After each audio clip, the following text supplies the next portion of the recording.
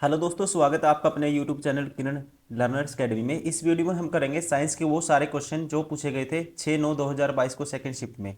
ये बुक आती है हमारी किरण पब्लिकेशन की, 2025 एडिशन है। सारे क्वेश्चन 99 सेट हैं। ठीक है, मैथ के लिए 99 सेट, रीजनिंग के लिए और साइंस के लिए। उसका हमारा क्या है, इसको लगातार हम कर रहे हैं, बहुत सारे सेट ऑलरेडी कवर कर चुके हैं। ठीक है, जैसे ये सेट नंबर है 38। 38 में पहुंच गए हैं हम साइंस में। आप प्लेलिस्ट में जाके जो सेट आपने नहीं देखे दोस्तों वो भी देखिए, क्योंकि यहाँ से आपके सारे कॉन्सेप्ट क्लियर होंगे। बायो, फिजिक्स, केमिस्ट्री सारे आपके क्लियर होंगे कॉन्सेप्ट। आपको सिलेबस भी आपका रिवाइज होगा और क्वेश्चन एग्जाम में आपको सेम टू सेम भी मिलेंगे देखने को। तो अभी स्टार्ट करते हैं ये वाला सेट। ये पूछा गया था 6/9/2022 को सेकंड शिफ्ट में। जितने भी क्वेश्चन आए थे साइंस के, इस वीडियो में हम सारे, इस पेपर में जितने क्वेश्चन आए थे इस वीडियो में सारे कवर करेंगे। फर्स्ट क्वेश्चन है, नीचे एक कथन, उसके दो संभावित निष्कर्ष हैं, एक और दो। ध्यानपूर्वक पढ़िए और सही विकल्प का चयन कीजिए। देश एक्स में संक्रामक वायरस जी के, ठीक है, हाल ही में, मतलब कि हाल फिलहाल में प्रकोप ने पूरे देश को महीनों तक चिंतित रखा। हालांकि पीले बुखार के लिए उपयोग की जाने वाली दवाएं वायरस जी के लक्षणों को की गंभीरता को कम करने के में असरदार पाई गई। इस जानकारी को पढ़ना है, इसके बेस पे हमें निष्कर्ष निकालना है। कौन सा निष्कर्ष निकाला जा सकता है या नहीं निकाला जा सकता। ठीक है, फिर हमें उसके अकॉर्डिंग ऑप्शन को चूज करना है। पहला कहता है, यदि वायरस जी के किसी रोगी को उक्त दवा की दोगुनी खुराक दी जाए तो उसे पूरी तरह से ठीक किया जा सकता है। यहाँ पे दोस्तों इस स्टेटमेंट में ये बात कहीं नहीं कही गई, इसमें से निकालनी है हमें। ठीक है, अपनी माइंड से कुछ नहीं सोचना, हमें इसको इम्प्लीफाई करना है जो गिवन स्टेटमेंट है। तो इसमें अपनी मर्जी से कुछ नहीं कह सकते कि डबल डोज की इसमें बात हुई नहीं है कुछ भी। तो ये बार हो गया ये ऑप्शन। ठीक है, पहला क्या हो गया, गलत हो गया। ये निष्कर्ष इसमें से नहीं निकाला जा सकता, कंक्लूजन।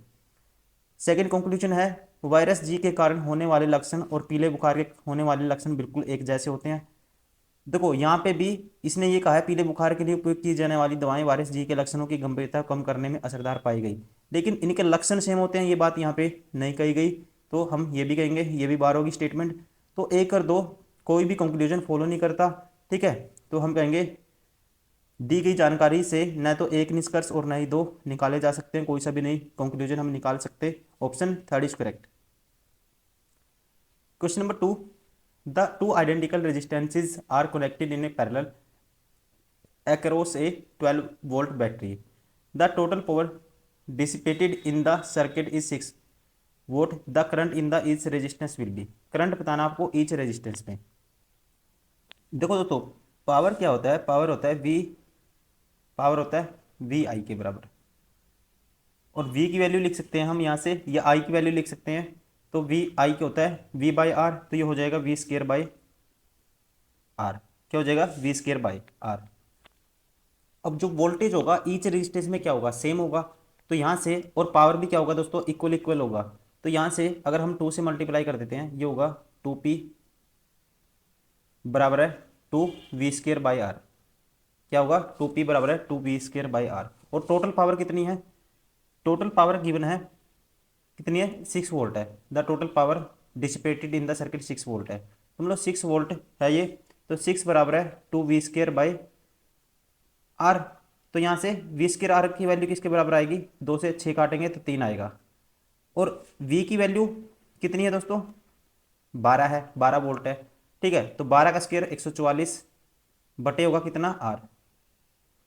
144/आर बराबर है 3 के। तो यहाँ से आर की वैल्यू क्या आएगी, 144/3। ठीक है, 144/3 कितना आएगा, 48। ये किसकी वैल्यू आएगी, आर की। ठीक है, आर की वैल्यू आई हमारे पास 48 ओम। लेकिन आपको बताना है the current in each resistance will be. अब करंट क्या होता है, V is equal to I R होता है। वी आई आर, वी बराबर है आई आर के बराबर होता है, करंट आ जाएगा। ठीक है, V by R, V by R. Each resistance में जो करंट आएगा ये आएगी आई की वैल्यू। ठीक है, ईच रेजिस्टेंस क्या है सर्किट में, हर एक में रेजिस्टेंस क्या है, दोनों में आर, मतलब 48 है। तो करंट आ जाएगा दोनों सर्किट में कितना आएगा, 48। ये वी बाई आर, वी की वैल्यू थी हमारे पास 12, तो आर की वैल्यू कितनी है, 48 है। तो ये आएगी करंट की वैल्यू आई। तो 12 चौक 48, 1/4, 0.25 एम्पियर। ठीक है ना।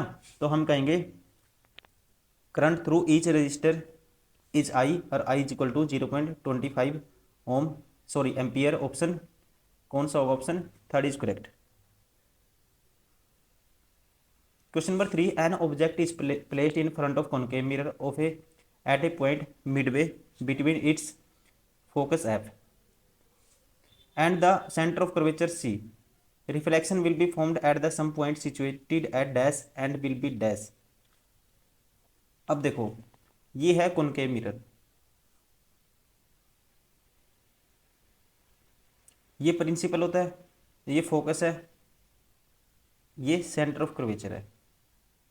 अब कहता है object is placed in front of the concave mirror at a point midway between focus F and the centre of curvature. तो ऑब्जेक्ट दोस्तों यहाँ पे रख दिया, ये मान लिए ये रख दिया ऑब्जेक्ट। तो इसकी जो रिफ्रैक्शन होगी इसकी इमेज कहाँ बनेगी, ठीक है, इमेज कहाँ बनेगी आपको बताना है। देखो दोस्तों इसको हमने इन्फिनिटी है, मान लो इन्फिनिटी है, इन्फिनिटी एक नंबर, अगर ऑब्जेक्ट इन्फिनिटी पे हो सकता है, सेंटर ऑफ कर्वेचर इन्फिनिटी के बीच में हो सकता है, दो तीन सेंटर ऑफ कर्वेचर पे हो सकता है, सेंटर ऑफ कर्वेचर और फोकस के बीच में हो सकता है, ये चार जो इस क्वेश्चन में पूछा गया है, चार की इमेज बतानी है कहाँ बनेगी, और फोकस पे हो सकता है पाँचवा, ठीक है, ऐसे क्वेश्चन पूछता है। ऑब्जेक्ट फोकस और पोल के बीच में हो सकता है छः। तो इसका शॉर्ट ट्रिक क्या है याद करने की, ठीक है, तो इसको एक लेके चलो, ये इमेज एक यहाँ बनेगी, फिर ये 2 नंबर आई की इमेज बनेगी, ये 3 नंबर की बनेगी, ये 4 नंबर की बनेगी, ठीक है, और इमेज का साइज क्या है बढ़ता जाएगा। तो आप कहेंगे ये 4 नंबर इमेज की कहाँ बनी, 4 नंबर की इमेज कहाँ पे बनी, ऑब्जेक्ट कहाँ था, जब सेंटर ऑफ कर्वेचर और ये फोकस के बीच में था, तो हमारी इमेज कहाँ बनी है, ये बनी है सेंटर ऑफ कर्वेचर और इन्फिनिटी के बीच, ठीक है। तो हम कहेंगे बियॉन्ड द सी, ठीक है, इसको क्या बोलते हैं बियॉन्ड द सी, सी से परे। तो कहाँ बनती है बियॉन्ड द सी बनेगी, एक तो ये हो गया, तो ये ऑप्शन बार हो गया, ये बार हो गया। अब इमेज है ना दोस्तों, ये तो सबसे छोटी थी, उससे बड़ी, फिर उससे बड़ी, तो उससे बड़ी, तो इमेज क्या बनती है, सबसे लार्ज नहीं बनती, लार्जेस्ट नहीं बनती, लार्ज बनेगी, ठीक है। तो option third is correct. Question number 4, in the given equation what will be the values of A B C and D respectively. आपको क्या करना है, बैलेंस करना है। अब देखो यहाँ पे 3 Mg3 कितने हैं, मैग्नीशियम 3 है यहाँ पे, तो यहाँ 3 बनाएंगे, तो यहाँ से आप कहोगे, ठीक है, सी की वैल्यू क्या आएगी, 3 आएगी, सी की वैल्यू 3 इसमें नहीं है, बार हो गया, इसमें नहीं है, ये बार हो गया। अब दोस्तों यहाँ पे सी की वैल्यू 3 आ गई, और यहाँ 3 मैंने मैग्नीशियम बनाए, तो ए की वैल्यू क्या आएगी, 1 आएगी, तो ए की वैल्यू 1 दोनों में है, ऑप्शन थर्ड में भी है और इसमें भी है। अब देखो 6 4, सेकंड नंबर पे देखते हैं क्या आएगा, बी की वैल्यू देखो, बी कहाँ पे है, ये है बी, वोटर कितने आएंगे। अब हाइड्रोजन गिनो, हाइड्रोजन यहाँ पे कितने हैं, ये यहाँ पे राइट साइड है हाइड्रोजन। अगर मैंने यहाँ सी की वैल्यू 3 ली थी दोस्तों, तो हाइड्रोजन कितने थे, 6 तो ये थे, ठीक है, और 3 ये रहे 9। तो यहाँ पे डी की वैल्यू तो हम क्या 2 रख सकते हैं, तो 6 ये हो जाएंगे, 12 हो जाएंगे। तो हम अगर यहाँ 6 रखते हैं तो 12 हाइड्रोजन इधर हो जाएंगे, 12 इधर हो जाएंगे, तो यहाँ से डी की वैल्यू आएगी 6, ऑप्शन फर्स्ट इज करेक्ट।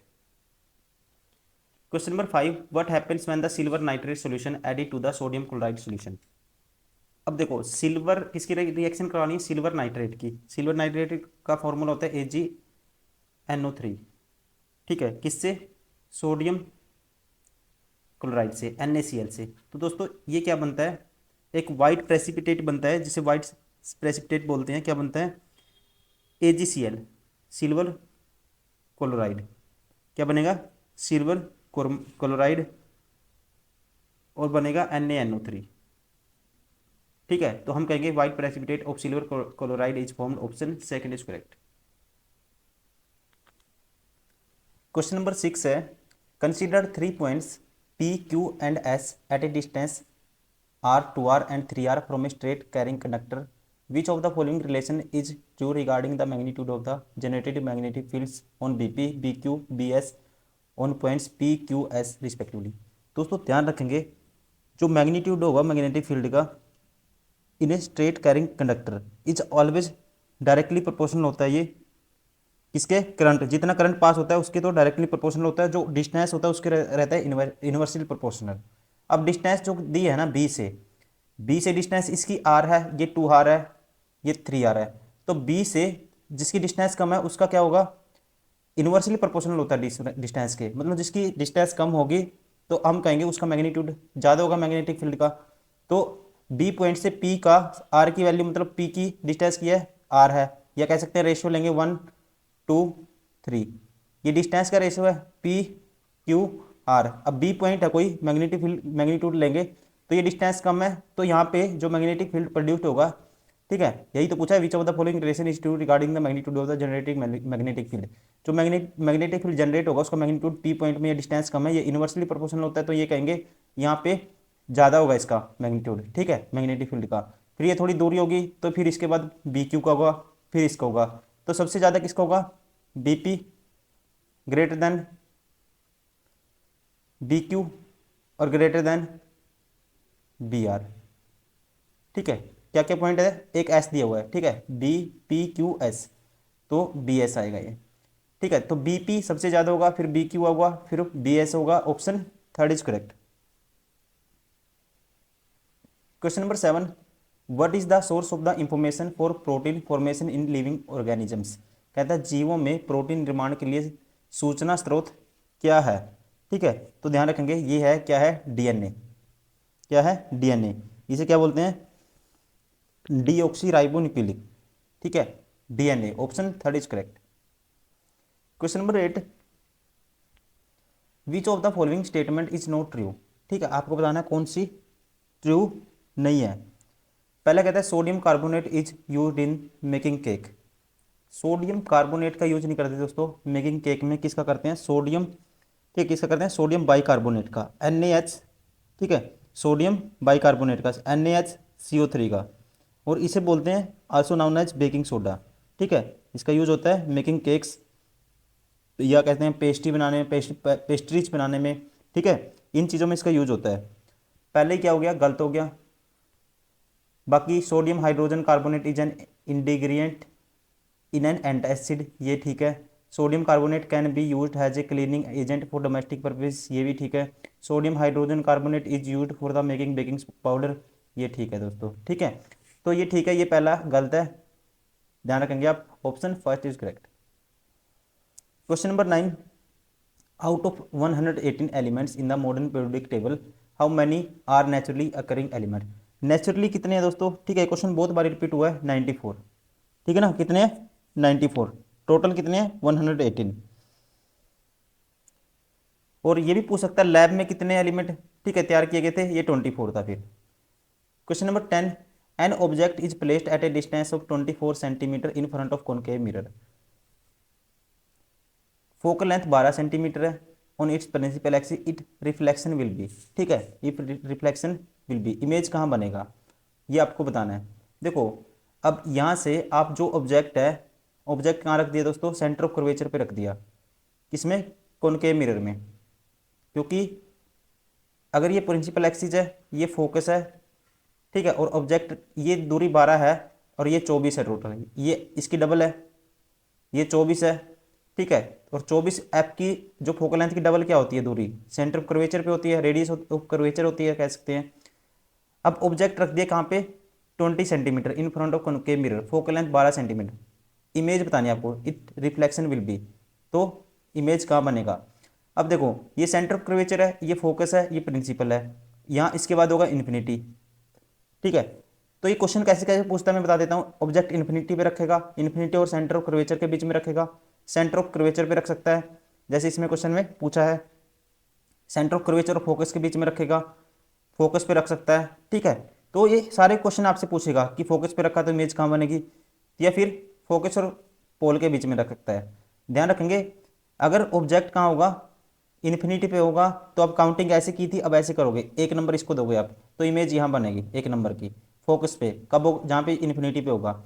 उसके बाद सेंटर ऑफ कर्वेचर और इन्फिनिटी के बीच में होगा, फिर 2 नंबर की इमेज बनेगी यहाँ पे, सेंटर ऑफ कर्वेचर, इमेज का साइज बढ़ता जाएगा, ये 2 नंबर की होगी। ठीक है, सेंटर ऑफ कर्वेचर और किसके बीच में बनेगी, फिर फोकस के बीच में। फिर तीसरा ऑब्जेक्ट होगा सेंटर ऑफ कर्वेचर पे, तो इमेज भी सेंटर ऑफ कर्वेचर पे बनेगी, ध्यान रखेंगे। ठीक है ना, मतलब कि एट 24 सेंटीमीटर, ये सेंटर ऑफ कर्वेचर की दूरी क्या थी, 24 थी, तो यहीं बनेगा इमेज, ध्यान रखेंगे, option second is correct. Question number 11, who among the following is called the father of genetics. Father of genetics किसे कहा जाता है। ठीक है, आसान क्वेश्चन है, ये क्वेश्चन बहुत बारी रिपीट होता है। फादर ऑफ जेनेटिक किसको कहा जाता है, ये कहा जाता है किसको, ग्रीगोर जॉन मेंडल को, option 4 is correct. Question number 12, which part of the nephron collapse the initial filtrate from blood. कहता है नेफ्रॉन का कौन सा भाग रक्त से प्रारंभिक निस्यंद या इनिशियल फिल्ट्रेट एकत्र करता है। ठीक है, ये आपको बताना है। तो ये कौन सा भाग है, इसे बोलते हैं दोस्तों बोमन्स कैप्सूल। क्या बोलते हैं? Bowman's capsule. जो किडनी है, ठीक है, किससे बनता है? इसमें बहुत सारे क्या होते हैं, एक्सक्रीटरी यूनिट्स होते हैं सारे, बहुत सारे। और इनको क्या बोलते हैं? हम नेफ्रॉन बोलते हैं, ठीक है ना। और नेफ्रॉन क्या है दोस्तों? एक कप शेप की आकृति होती है इसमें, ठीक है, जो एक होती है फिगर होती है कप शेप की, क्या होती है? आकृति होती है। तो उसका जो अपर एंड है, ठीक है, उसे क्या बोलते हैं? Bowman capsule. ध्यान रखेंगे आप, ठीक है। Option 4 is correct. Question number 13, modern periodic classification was presented by. कहता है आधुनिक आवर्त वर्गीकरण डैश द्वारा प्रस्तुत किया गया था। तो ये किसने किया था? ये किया था, ध्यान रखेंगे आप, किसने? हेनरी मोचले ने, ठीक है। अगर मॉडर्न पूछेगा किसने किया था? हेनरी मोचले, ठीक है, या मोचले कहेंगे इसको। Option second is correct.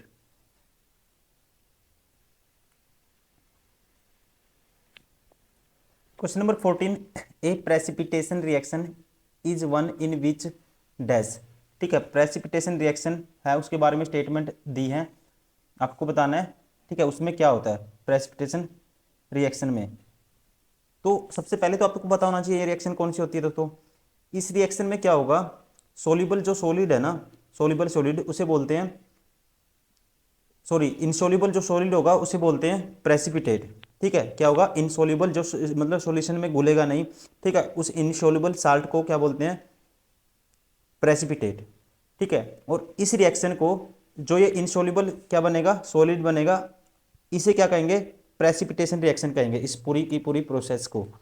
तो यहाँ पे ऑप्शन दिए हैं, a homologous mixture of all the reactant and aqua solution is formed. ये गलत है दोस्तों, ए प्रेसिपिटेट इज फॉर्म्ड। ठीक है ना, क्या होगा? बता चुका हूं, जैसे क्या बनेगा? इनसोल्यूबल सॉलिड होगा और उससे जो बनेगा उसे, उस प्रोसेस को क्या बोलेंगे? उसे बोलते हैं प्रेसिपिटेट, और इस पूरी प्रोसेस को क्या कहेंगे? Precipitation reaction. क्वेश्चन नंबर 15, निम्न कथनों पर विचार कीजिए। ये स्टेटमेंट गिवन है और हमें बताना उपरोक्त में से कौन सा कथन हमें सूर्योदय और सूर्यास्त के समय के सूर्य के लाल रंग को समझने में मदद करता है। पहला कहता है एक्सतीज, मतलब कि हॉरिजेंटल के निकट सूर्य से आने वाले प्रकाश हमारी आंखों तक पहुंचने से पहले वायु की मोटी परतों से गुजरता है और पृथ्वी के वायुमंडल में अपेक्षाकृत अधिक लंबी दूरी तय करता है। 100% ट्रू है दोस्तों, ठीक है, ये होता है। हॉरिजेंटल के निकट अधिकांश नीले प्रकाश और छोटी तरंगधारियां, मतलब कि वेवलेंथ वाले प्रकाश कणों द्वारा इधर उधर क्या होते हैं? स्कैटर होते हैं। और हमारी आंखों तक पहुंचने वाले प्रकाश अपेक्षाकृत अधिक तरंग दैर्घ्य का होता है, ठीक है, उसकी जो हमारी आंखों तक पहुंचता है उसकी वेवलेंथ अधिक होती है। ये ठीक है दोस्तों, तो एक और दो दोनों ठीक है, ध्यान रखेंगे, option second is correct. Question number 16, in science book the magnetic field lines around the bar magnet A and B, 5 lines emerge from north pole of A and enter into B from its south pole. The strength of the A will be dash the strength of the B. तो इसमें क्या कहा है इसने? 5 lines enter की, south pole में से कितने निकलती हैं? नॉर्थ पोल में, ये नॉर्थ पोल है, ये साउथ पोल है, कहता है इसमें से कितने निकलती हैं? 5। ठीक है, ध्यान रखेंगे। और ये कहता है यहाँ पे दोस्तों A and enter into B, और बी में क्या है? 10 एंटर करती हैं, 10 है यहाँ पे, ठीक है, ध्यान रखेंगे, 10 है, ये मिसप्रिंट है, एरर है क्वेश्चन में, ठीक है, वरना तो आप क्वेश्चन का आंसर कर नहीं पाओगे। क्या है ये? क्वेश्चन मिसप्रिंट है। और 10 इसमें, अगर बी में 10 एंटर करेंगे तो ध्यान रखेंगे जो मैग्नेटिक फील्ड होगा ना, ये डिपेंड करता है नंबर ऑफ, उतने टाइम होता है जितने नंबर ऑफ मैग्नेटिक लाइंस होंगे ना, मैग्नेटिक फील्ड उतने ही टाइम्स होगा। ठीक है, तो आप कहेंगे तो यहाँ पे कितना होगा? इसका डबल टाइम, यहाँ 5 है मैग्नेटिक लाइंस, यहाँ 10 हैं, तो क्या होगा? डबल होगा। ठीक है, strength of the A will be dash the strength of B. इसकी बी की पूछा है, ए की क्या होगी? बी की आधी होगी, मतलब हाफ हो जाएगी। Option third is correct. Question number 17, which of the following statement is correct. ठीक है, स्टेटमेंट जो करेक्ट है वो हमें बतानी है। कहता है फर्स्ट है क्लोरोफॉर्म कंटेन्स 3 कार्बन एटम्स। दोस्तों गलत है। क्लोरोफॉर्म का फॉर्मूला क्या होता है? CHCl3। इसमें 3 कार्बन नहीं है, 2 हैं, गलत हो गया। मीथेन कंटेन्स 4 कार्बन एटम्स, ये भी गलत है। 4 हाइड्रोजन होते हैं, CH4 होता है, ठीक है, ये भी गलत है। Ethanol contains 3 carbon atoms, ethanol में क्या होता है दोस्तों, 2 कार्बन होते हैं, क्या होता है फार्मूला C2H5OH।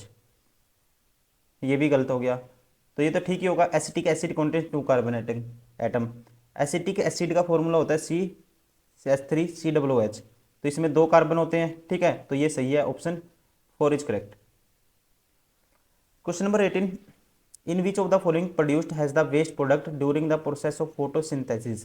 कहता है प्रकाश संश्लेषण की प्रक्रिया के दौरान निम्नलिखित में से किसका उत्पादन अपशिष्ट उत्पाद के रूप में होता है। तो ये किसका होता है दोस्तों, ये होता है, ध्यान रखेंगे, ऑक्सीजन।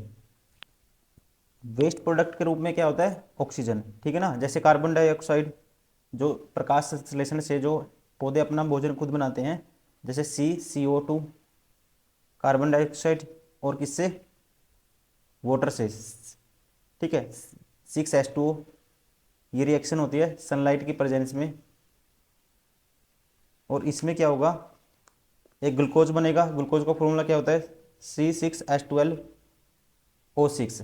और जो वेस्ट प्रोडक्ट के रूप में कौन बाहर निकलेगा, ऑक्सीजन, ये है ऑक्सीजन, ठीक है। तो कौन सा ऑप्शन होगा, option second is correct. Question number 19, in human which of the following parts of the alimentary canal does not excrete waste products. कहता है मानवों में आहार नाल का इनमें से कौन सा भाग अपशिष्ट पदार्थ का उत्सर्जन नहीं करता है, ठीक है। तो ये कौन सा है, ये है जी अपेंडिक्स, ठीक है। क्या है अपेंडिक्स, देखो लार्ज इंटेस्टाइन इसमें होता है, स्मॉल में होता है, एनएस में होता है, ठीक है, अपेंडिक्स में नहीं होता है, ठीक है। Option third is correct. Question number 20, what is the SI unit of resistivity. आसान क्वेश्चन है, रेजिस्टिविटी की एसआई यूनिट क्या है, ओम मीटर, ठीक है ना, ohm metre. Option 4 is correct. Question number 21, the value of the potential drop corresponding current across the resistance of the given volume table if the resistance obeys Ohm's law then the value of X and Y are respectively. देखो resistance क्या होता है, we are की value क्या होगी दोस्तों, are की value होगी, आप कहोगे आर की वैल्यू होगी V/I, क्योंकि ओम्स लॉ क्या कहता है, V=IR, ठीक है ना, तो V/I। तो यहाँ पे एक्स की वैल्यू क्या आएगी, देखो आप सीरीज से भी बता सकते हो, जैसे रीजनिंग में क्वेश्चन कहते हैं 0.8 आया, फिर 16 आया, फिर 32, कितने का डिफरेंस हो रहा है, 0.48 और 8 56 और 8 64 72, 8 8 का गैप है, तो यहाँ पे 8 जोड़ेंगे 2.4 आएगा एक्स की वैल्यू।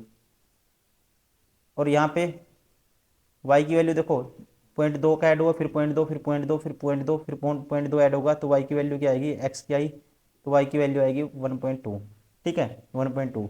या फिर आप ऐसे भी निकाल सकते हो, V=R की वैल्यू होती है V/I, ठीक है, तो एक्स की वैल्यू क्या आएगी, आर तो सब में सेम है, देखो इसका डिवाइड 4 है, आर तो 16/4 4, तो यहाँ से आर की वैल्यू, ये एक्स की वैल्यू आ जाएगी, आर की वैल्यू 4 है, वी की वैल्यू कितनी है दोस्तों, ये एक्स की वैल्यू मतलब वी की वैल्यू निकालनी है, और इसकी वैल्यू ये है 0.6, 0.6 से एक्स की वैल्यू यहाँ से आएगी 2.4, ऐसी वाई की निकाल सकते हो। तो कौन सा ऑप्शन होगा, 2.4 1.2, ऑप्शन 4 इज करेक्ट।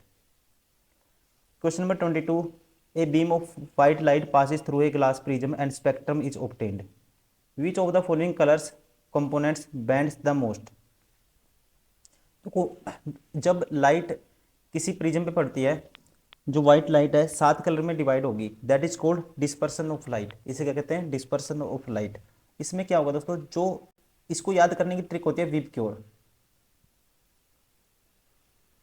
जिसकी वेवलेंथ ज़्यादा होगी, जिसकी स्पीड ज़्यादा होगी, वो उतना ही कम डेविएट होगा, ठीक है, उतना ही कम डेविएट होगा। जिसकी स्पीड कम होगी, ठीक है, वेवलेंथ ज़्यादा कम होगी, तो वो ज़्यादा डेविएट होता है, तो इसका एंगल ऑफ डेविएशन सबसे ज़्यादा होता है, फिर इसका, फिर इसका, फिर इसका, इसका, ठीक है। तो आपको बताना है विच of the following colour component band the most, सबसे ज़्यादा बैंड इसमें से विबग्योर में सबसे पहले क्या आता है, ग्रीन आता है, रेड आता है, इंडिगो आता है, ब्लू आता है, ठीक है। देखो रेड तो सबसे लास्ट है, बार हो गया, इंडिगो और ब्लू में कौन आता है, इंडिगो और ब्लू में, ठीक है, तो इंडिगो का ज़्यादा है, ब्लू भी बार हो गया।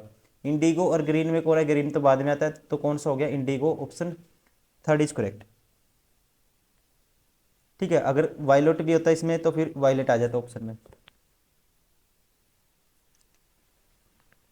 क्वेश्चन नंबर 23 में है, in which part of the plant are the waste product excreted by plants namely gums and resin stored. कहता है पौधों द्वारा उत्सर्जित होने वाले अपशिष्ट उत्पाद गोंद और राल पौधे के किस भाग में संग्रहित होते हैं, ठीक है। ये किस में होते हैं दोस्तों, इन ओल्ड जाइलम में, ध्यान रखेंगे आप, पुराने जाइलम में। Option third is correct.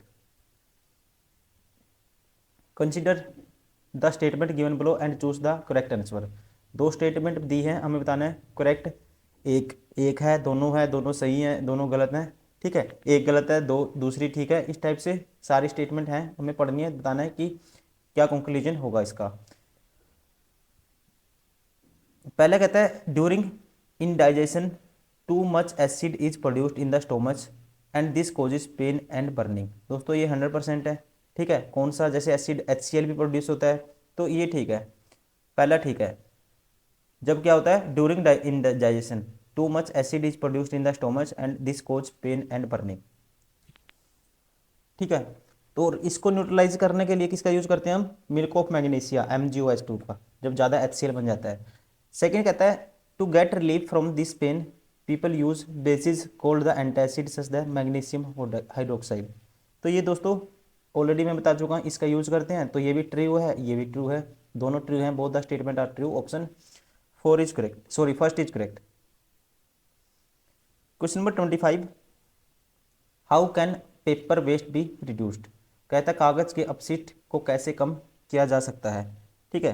कागज के अपशिष्ट को कैसे कम किया जा सकता है। दोस्तों कैसे कम किया जा सकता है इसको, ये आपको बताना है।